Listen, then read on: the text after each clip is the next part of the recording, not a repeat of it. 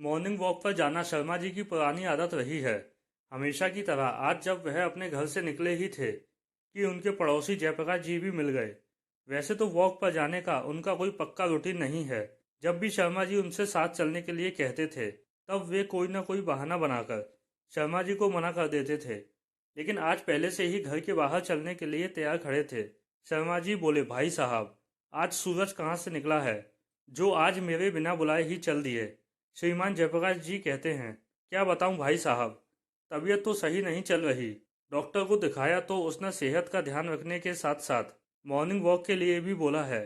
तुम अपनी भाभी को तो जानते ही हो, वह एक बार जिस चीज़ के पीछे पड़ जाती हैं तो छोड़ती नहीं हैं। आज इतनी सुबह सुबह मुझे जगा कर बैठा दिया। कहने लगी, आपको तो अपनी सेहत की जरा भी चिंता नहीं है। वह मुझे वॉक पर भेजने के पीछे पड़ गई तो मुझे आना ही पड़ा। शर्मा जी को उनकी हालत पर हंसी आ रही थी। जयप्रकाश जी भी साथ में हंस पड़ते हैं। जयप्रकाश जी हरियाणा के रहने वाले थे। रिटायरमेंट को अभी कुछ ही समय हुआ, जो थोड़ा सुकून से गुजरा था। पर जब से उनके बेटे की नौकरी दिल्ली में लगी है तब से पति पत्नी अपने बेटे बहू के साथ दिल्ली में ही रहने लगे हैं। जयप्रकाश जी कहते हैं, शर्मा जी, कल से आप मुझे भी बुला लिया कीजिए। मॉर्निंग वॉक के साथ साथ आपसे दो चार बातें भी हो जाया करेंगी। शर्मा जी, नहीं नहीं, कल आपको अकेले ही वॉक पर जाना होगा। मैं मॉर्निंग वॉक पर नहीं आऊँगा। जयप्रकाश जी, क्यों? शर्मा जी, कल हमारे पोते का जन्मदिन है तो आज ही उसके पास जाने के लिए हम निकल रहे हैं। जयप्रकाश जी, बच्चों के बिना घर खाली खाली लगता है। 2 साल हो गए बेटे बहू और पोते से मिले हुए। विवेक और बहू हमेशा फ़ोन पर पूछते रहते हैं कि हम अपनी दवाइयाँ समय पर लेते हैं कि नहीं। सच पूछो तो कभी उसने हमें अपने से दूर होने का एहसास नहीं होने दिया। जयप्रकाश जी, भगवान सबको ऐसा ही बेटा दे। एक तुम्हारा बेटा बहू है और एक मेरे बेटा बहू, जो पास रहकर भी कभी माँ बाप का हाल चाल नहीं पूछते। उल्टा बात बात पर हमें खरी खोटी सुनाते रहते हैं। उनको माँ बाप की कोई परवाह नहीं। हम जिए चाहे मरें। शर्मा जी, जब से हम यहाँ आए हैं कड़वी सच्चाई का एहसास कर रहे हैं। शर्मा जी, भाई साहब, बच्चे कब बड़े हो जाते हैं पता ही नहीं चलता। पहले की जिंदगी तो बच्चों के लिए सुख साधन जुटाने की चिंता में ही निकल गई। भागदौड़ भरी जिंदगी में वक्त पंखा लगाकर निकल जाता है। लगता है जैसे कल ही की बात हो, जब विवेक बाजार में या किसी भी भीड़भाड़ वाली जगह में मेरी उंगली पकड़कर चलता था तो मैं यह सोचता था कि हमेशा उसकी उंगली ऐसे ही पकड़े रहूँगा और उसको कभी अकेले होने का एहसास नहीं होने दूंगा। जिंदगी के हर मोड़ पर हमेशा मैं उसके साथ खड़ा रहूँगा।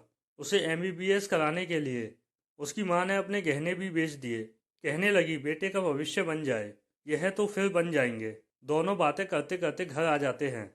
मिसेस शर्मा अपने पोते के पास जाने के लिए बहुत उत्सुक थी। उन्होंने सारी पैकिंग भी कर ली थी, बस पोते का गिफ्ट लेना बाकी था। दोनों पति पत्नी ने सोचा कि गिफ्ट पोते की पसंद का ही लेकर जाएंगे। पसंद पूछने के लिए फ़ोन लगाया तो किसी ने फ़ोन नहीं उठाया। दोबारा फ़ोन करने पर भी दूसरी ओर से कोई जवाब नहीं मिलता है। तीसरी बार भी किसी ने फ़ोन नहीं उठाया। मिसेस शर्मा, शर्मा जी देखिए ना, विवेक के घर में कोई भी फ़ोन नहीं उठा रहा है।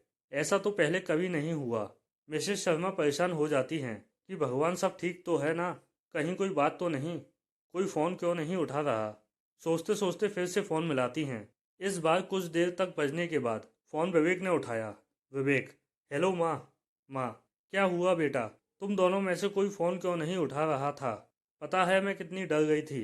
विवेक, माँ, फ़ोन साइलेंट था इसलिए पता नहीं चला। माँ, अच्छा बेटा, हमने यह पूछने के लिए फ़ोन किया है कि कल गोलू को अपने बर्थडे पर क्या गिफ्ट चाहिए। विवेक, माँ, इस बार हम उसका बर्थडे नहीं मना रहे। माँ, क्यों, क्या हुआ बेटा? विवेक, माँ, अभी यहाँ मुंबई में नया घर लिया है और कार भी ली है तो बहुत पैसे खर्च हो गए, इसलिए अब की बार खर्चा नहीं कर रहे। माँ, कोई बात नहीं बेटा, हम किसी को नहीं बुलाएंगे, बस हम सब परिवार वाले मिलकर अपने बच्चे का जन्मदिन मना लेंगे। विवेक, पर माँ, अभी उसके लिए भी मेरे पास पैसे नहीं हैं। माँ, अच्छा तो कोई बात नहीं बेटा। माँ फ़ोन रख देती हैं और सारी बात विवेक के पिताजी को बताती हैं। दोनों बहुत उदास हो जाते हैं। कई दिनों से बेटे बहू और पोते से मिलने के लिए बहुत उत्साहित थे, पर अब क्या कर सकते हैं। मिसेस शर्मा, अरे हाँ सुनिए, हम बच्चों को सरप्राइज़ तो दे ही सकते हैं। शर्मा जी, कैसा सरप्राइज़? मिसेस शर्मा, क्यों ना हम जन्मदिन का केक साथ लेकर चलें, हमें अपने पास आया हुआ देखकर कितने खुश होंगे ना। शर्मा जी, हाँ तुम ठीक कह रही हो, ऐसा करता हूँ मैं बाजार जाकर बर्थडे केक और सजाने के लिए कुछ गुब्बारे ले आता हूँ। टॉफ़ियाँ और केक हम वहीं पहुँचकर शॉप से लेते हुए फिर घर जाएंगे, ठीक है? अगले दिन शाम को दोनों मुंबई पहुँच जाते हैं। रेलवे स्टेशन से निकलकर वह एक ऑटो में बैठकर पहले मार्केट में पहुँचते हैं। वहाँ से गोलू की पसंद का चॉकलेट केक खरीदते हैं और फिर बेटे के घर के लिए रवाना हो जाते हैं। दोनों बेटे बहू को सरप्राइज देने की सोचकर मन ही मन बेहद खुश होते हैं। कुछ देर बाद ऑटो एक बहुत बड़े घर के आगे आकर रुकता है। पूरा घर रोशनी में जगमग हो रहा था। घर के बाहर बड़ी बड़ी गाड़ियों में लोग अपनी फैमिली के संग आ रहे थे। मिस्टर शर्मा ड्राइवर से पूछते हैं, अरे भाई, तुमने ऑटो को कहाँ रोक दिया? ड्राइवर कहता है, बाबूजी, आपने मुझे यही एड्रेस तो बताया था। मिस्टर शर्मा ऑटो से बाहर निकलकर आते हैं। वे घर के बाहर लगी हुई नेम प्लेट देखते हैं। विवेक ने अपनी वाइफ के नाम पर घर का नाम रखा था, अभिलाषा विला। उसके नीचे छोटे अक्षरों में बेटे और बहू का नाम लिखा था। मिस्टर और मिसेस शर्मा अपने हाथ में केक के डिब्बे को लिए हुए घर के अंदर जाते हैं। विवेक ने बेटे गोलू के जन्मदिन के साथ साथ नए घर के लिए भी पार्टी रखी थी।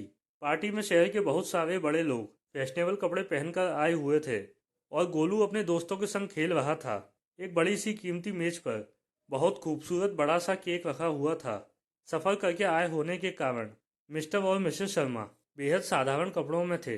मिस्टर शर्मा ने साधारण सा कुर्ता पजामा पहना हुआ था और मिसेस शर्मा भी साधारण सी साड़ी और सादे तरीके से बाल बांधे हुए थीं। एक साइड में खड़े दोनों ही लोग सबसे अलग दिखाई दे रहे थे। दोनों पति पत्नी ने एक दूसरे की आंखों में देखा और कुछ बोले नहीं। शायद विवेक के घर का नज़ारा देख लेने के बाद कुछ कहने की ज़रूरत ही नहीं बची थी। बिना बोले ही बहुत कुछ कह रही थी उनकी आंखें।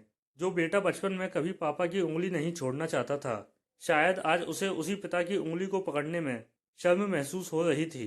इससे पहले कि कोई उन्हें वहां देखता, वे दोनों वहां से चुपचाप चले गए। रात का समय था। सुनसान सड़क पर दोनों चले जा रहे थे, अनजानी मंजिल की तलाश में। घर से बहुत दूर निकल जाने के बाद सड़क के किनारे एक बेंच पर थक कर बैठ गए। उम्र के इस पड़ाव पर आकर बगल में रखा हुआ केक का डब्बा मानो उनका उपहास कर रहा हो।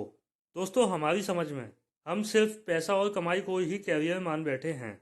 यही कारण है कि बच्चे अपना फर्ज भूल जा रहे हैं।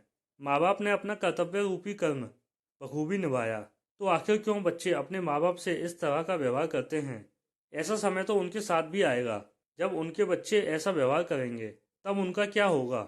वर्तमान का यह कड़वा सच है। जिस तरह माँ बाप ने अपने बच्चों को पाल पोस कर बड़ा किया और तकलीफ़ों से बचाया, उसी तरह अब बच्चों का कर्तव्य है कि वह अपने माता पिता के ऋण को चुकाएं।